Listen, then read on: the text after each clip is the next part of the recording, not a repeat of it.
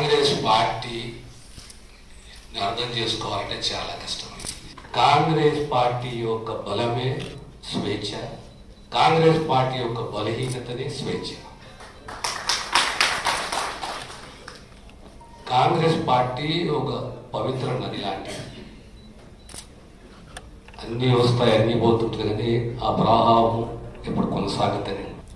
నాయకుడు ఎంత పెద్దోడైనా కార్యకర్త లేనిది, కార్యకర్త అసంతృప్తితో ఉంటే పార్టీకి నష్టం. పార్టీల్లో రాజకీయాలు వర్గాలు అనేది సహజం. వర్గాలు, అసంతృప్తి, ఆశ, అతి ఆశలు లేని మానవత్వం లేదు. కానీ సమన్వయం అనేది చాలా చాలా ముఖ్యం.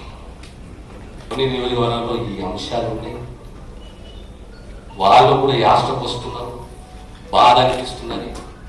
మాకు కూడా ఒక్కోసారి చూస్తే బాధ అనిపిస్తున్నది. కానీ మేమందరం కూడా బాధ్యత తీసుకోవాలి. స్పీచ్ ఇచ్చుడే కాదు, బాధ్యత కూడా తీసుకోవాలి. మేము